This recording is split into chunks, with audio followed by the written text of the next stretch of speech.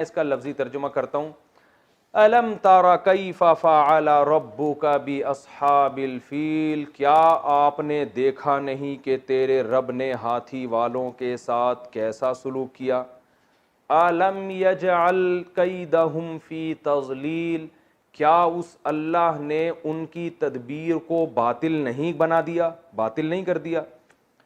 الم یجعل کیدہم فی تضلیل وارسل علیہم طیرا ابابیل، اور اس اللہ نے بھیجے ان لوگوں کے اوپر پرندے غول کے غول، جھنڈ کے جھنڈ، جماعتوں کی جماعتیں.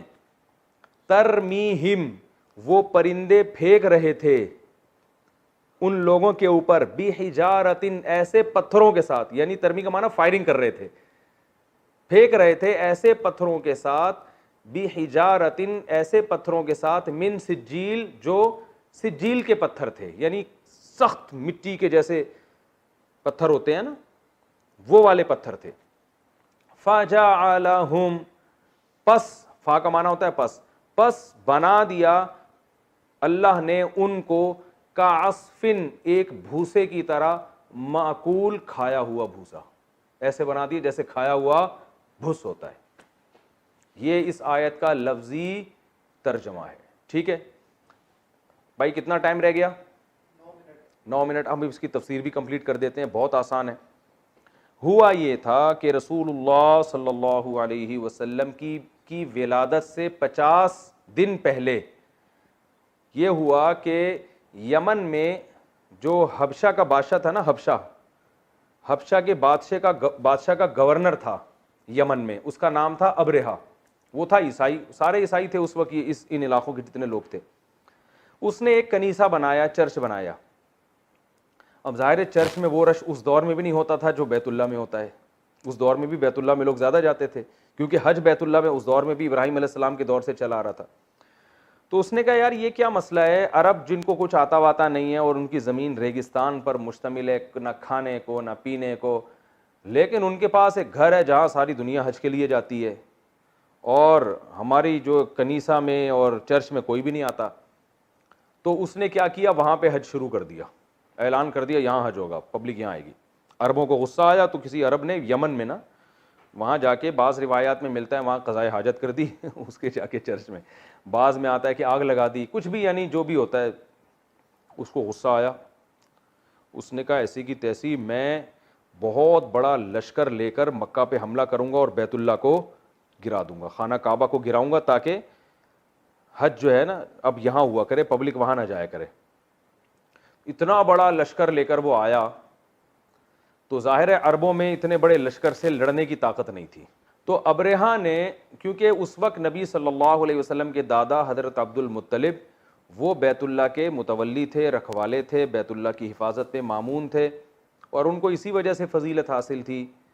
تو ابرہہ نے ان سے ڈائریکٹ رابطہ کیا اور ان سے کہا کہ ہمارا مقصد آپ سے پھڈے بازی، آپ سے لڑائی نہیں ہے، ہم صرف بیت اللہ کو گرانے آئے ہیں اور گلا کر پتلی گلی سے نکل جائیں. پتلی گلی تو نہیں کہا، وہ میں کہہ رہا ہوں، تو نکل جائیں گے.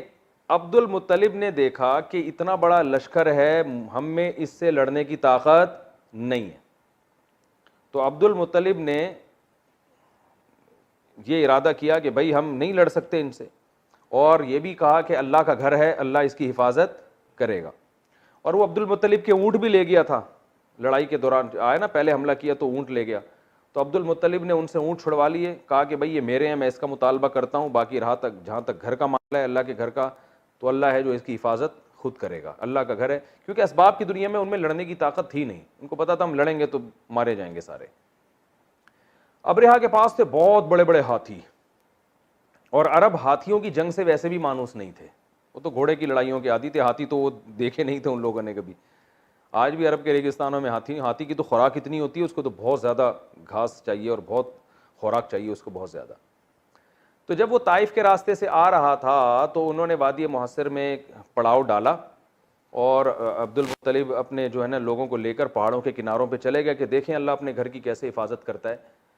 تو جب وہ وادی محصر پہ انہوں نے پڑاؤ ڈالا تو کیا ہوا کہ اللہ تعالیٰ نے یہ پرندے بھیجے جس کا اللہ قرآن میں تذکرہ کر رہے ہیں. الم تری کیف فعل ربک باصحاب الفیل، اے نبی اس سے خطاب نبی کو بھی ہو سکتا ہے, جو بھی قرآن کی تلاوت کر رہا ہے ہر ایک کو خطاب ہو سکتا ہے کہ کیا تو نے دیکھا نہیں, ترا کا معنی کیا تم نے دیکھا نہیں کہ رب نے اصحاب فیل والوں کے ساتھ کیا کیا. دیکھا کا لفظ اس سے استعمال کیا کہ یہ اتنا متواتر واقعہ تھا کہ گویا جس نے نہیں بھی دیکھا اس نے اپنی آنکھوں سے دیکھا ہے, کیونکہ بہت بڑا واقعہ ہوا تھا تو اس وقت بہت زیادہ شہرت ہو گئی تھی اس واقعے کی. جب کیونکہ اللہ نے جو پرندے بھیجے نا چھوٹے چھوٹے, انہوں نے جب کنکر مارے تو وہ کنکر ان کے پوری سر سے گھس کے نیچے تک آر پار ہو جاتے تھے, اور ان کو ایسا جسم گلنے لگتا تھا, سڑ جاتا تھا پورا, جیسے کھایا ہوا بھوس اللہ نے مثال دی نا, مردہ لاشیں. تو ان میں بہت سارے تو مر گئے, بہت سارے بھاگ گئے. تو اللہ نے بھاگنے میں بھی ان کو اس لیے بھاگنے دیا کہ کچھ جا کے اپنی قوم کو بتائیں کہ ہمارے ساتھ حشر کیا ہوا ہے. تو جو بھاگے وہ بھی بالآخر کچھ وقت کے بعد بیماری میں, وبا میں مبتلا ہو کر, یعنی اسی سے ایک ایسے جراثیم ان کے باڈی میں پھیل گئے, وہ بھی مر گئے. اور مدینہ میں بہت سے لوگ تھے جو مکہ میں جو اس کے لشکر کے بچے ہوئے لوگ تھے, وہ نابینا ہو گئے تھے. اور احادیث میں یہ بات ثابت ہے, صحابہ بیان کرتے ہیں جن صحابہ نے ان کو دیکھا کہ وہ کہتے ہیں ہم نے ان کو مکہ کی گلیوں میں بھیک مانگتے ہوئے دیکھا. کچھ نابینا ہو گئے, اندھے ہو گئے, بعض کے گوشت گل گئے. تو بہت بڑی تعداد تو ہاتھیوں سمیت مر گئی, کچھ تعداد بھاگ گئی, کچھ مکہ میں ہی رہ گئی, وہ بھاگنے کے قابل بھی نہیں بچی. تو ان کو عربوں نے بھی دیکھا. تو یہ واقعہ بہت تواتر کے ساتھ عرب میں مشہور تھا, اور اسی کے 50 دن کے بعد آپ صلی اللہ علیہ وسلم کی ولادت. یہ واقعہ محرم میں ہوا اور آپ کی ولادت ربیع الاول میں ہوئی ہے. تو یہ اللہ نے آپ صلی اللہ علیہ وسلم کے دنیا میں آنے سے پہلے ایک معجزے کو ظاہر کیا. تو یاد رکھیں اس کا یہ مطلب نہیں ہے کہ جو بھی بیت اللہ پہ کوئی گرانے کی کوشش کرے گا تو اللہ اوپر سے ابابیل بھیجیں گے, یہ ایک واقعہ ہو گیا. تو ورنہ دنیا یہ اسباب کی دنیا ہے, کبھی اللہ معجزہ دکھاتے ہیں کبھی نہیں دکھاتے. اس کے بعد بیت اللہ پر حملے ہوئے ہیں جو بیت اللہ باقاعدہ ڈھایا ہے. بعض جو ہے وہ بنو امیہ کی خلافت کے دور میں جب حضرت عبداللہ بن زبیر کی خلافت قائم ہوئی تو عبداللہ بن زبیر کی جو خلافت ہے اس کو ختم کرنے کے لیے جو بنو امیہ کے لوگوں نے حملہ کیا اس میں بیت اللہ بھی کی دیواریں بھی گری تھیں.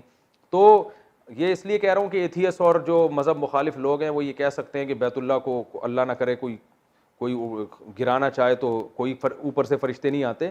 تو اللہ نے کبھی نہیں وعدہ کیا کہ جب بھی کچھ ایسا کرو گے تو فرشتے آئیں گے. حدیث میں آتا ہے قرب قیامت میں بیت اللہ کو ڈھا دیا جائے گا, حج بند ہو جائے گا. تو لیکن کبھی اللہ اپنی قدرت دکھا دیتا ہے. تو اس لیے بیت اللہ کی حفاظت ہماری ذمہ داری ہے. ایسا نہیں ہے کہ ہم بھی عبد المطلب کی طرح کہ بھئی اللہ بچائے گا, تو وہ تو ٹھیک ہے اللہ نے بچا لیا, لیکن اللہ نے ہمیں مکلف بنائے کہ بیت اللہ کی طرف کسی کو ٹیڑھی آنکھ اٹھانے مت دو. اور اگر کوئی حملے کی کوشش کرتا ہے تو ہم نے ابابیل کا انتظار نہیں کرنا, ہم نے جا کے بچانے کی کوشش کرنی ہے, کیونکہ یہ دنیا دار الاسباب ہے. یہاں جو اسباب میں جو کچھ ہوتا ہے وہ ہوگا یہاں پہ. تو کبھی اللہ اپنا قدرت ظاہر کر دیتے ہیں, تو جیسے یہاں اللہ نے ظاہر کی تاکہ اس بیت اللہ کی عظمت اور زیادہ دلوں میں بیٹھ جائے. اور اللہ یہ چاہتے تھے کہ محمد صلی اللہ علیہ وسلم کا ظہور ہونے والا ہے تو اس جگہ کا مقدس ہونا پوری دنیا مان لے, اور پھر اس جگہ جو پیغمبر پیدا ہوں گے ان کو بھی لوگ مان لیں. تو یہ نبی کے دنیا میں آنے سے پہلے نبوت کی تیاریاں ہو رہی تھیں. تو جلدی سے میں بس بات کو کمپلیٹ کرتا ہوں. اور زمزم کا چشمہ دوبارہ دریافت ہو گیا, وہ بھی یہ نبی کے آنے سے پہلے ہوا ہے, وہ بھی نبی کی آمد کی تیاری ہیں. تو اللہ نے کیا فرمایا, بس یہ میں ترجمہ کر کے کمپلیٹ کر رہا ہوں اس کو. الم تارا کیف فعل ربک باصحاب الفیل, کیا آپ نے دیکھا نہیں تیرے رب نے ہاتھیوں والوں کے ساتھ کیا کیا. الم یجعل کیدہم فی تضلیل, اللہ نے کیسے ان کی تدبیر کو باطل کر دیا. اور وارسل علیہم طیرا ابابیل, ان پر چھوٹے چھوٹے پرندے بھیجے, پرندوں کے جھنڈ بھیجے. اور ترمیہم بحجارۃ من سجیل, جو پتھروں سے ان کو مارتے تھے. فجعلہم کعصف ماکول, کھائے ہوئے بھس کی طرح بنا دیا. اس سے ہمیں اسباق کیا ملتے ہیں, ایک بیت اللہ کی عظمت. یہ اسباق بھی آپ ڈائری میں نوٹ کر کے لکھیں. بیت اللہ کی عظمت, اللہ کی نظر میں بیت اللہ کوئی معمولی چیز نہیں ہے. دوسری بات, نبی صلی اللہ علیہ وسلم کی آمد اور آپ کی نبوت کی بھی یہ دلیل ہے یہ واقعہ, کہ یہ واقعہ جو ہے نبی صلی اللہ علیہ وسلم کے آنے سے پہلے آپ کی عظمت کو ظاہر کرنے کے لیے کیا گیا. دوسرا سبق یہ ملتا ہے. تیسرا سبق, اللہ کچھ کرنے میں اسباب کا محتاج نہیں. آج یہ وائرس, کرونا وائرس پھیلا ہوا ہے نا دنیا میں, پوری طاقتیں جناب, بڑی بڑی طاقتیں ہتھیار ڈال چکی ہیں. ایک چھوٹے سی اللہ نے, ابابیل تو پھر بھی اتنا بڑا پرندہ تھا نا, یہ تو بیکٹیریا جو عام وائرس ہوتا ہے اس سے بھی 200 گنا سے بھی زیادہ چھوٹا ہے. تو یہ اتنے سے وائرس نے پوری دنیا کو ہلا دیا. تو آپ سب کچھ اسباب اور وسائل پہ توکل کر کے نہیں بیٹھ سکتے, آپ کو اسباب بھی اختیار کرنے ہیں. نظر کس پہ رکھنی ہے, اللہ پہ. وہ چاہے گا تو حفاظت ہوگی, نہیں چاہے گا تو کچھ بھی نہیں ہو سکتا. آپ کی سائنس ٹیکنالوجی ساری دھری کی دھری رہ جائے گی. تو اللہ جب چاہتا ہے اپنے بندوں کی حفاظت کرتا ہے, پرندوں کے ذریعے بھی. دیکھیں اللہ توپے بھی بھیج سکتا تھا آسمان سے, لیکن اللہ نے پرندے بھیجے یہ بتانے کے لیے بھائی تم ہمارے پرندوں کا بھی مقابلہ نہیں کر سکتے تو ہمارے فرشتوں کا کہاں سے مقابلہ کرو گے.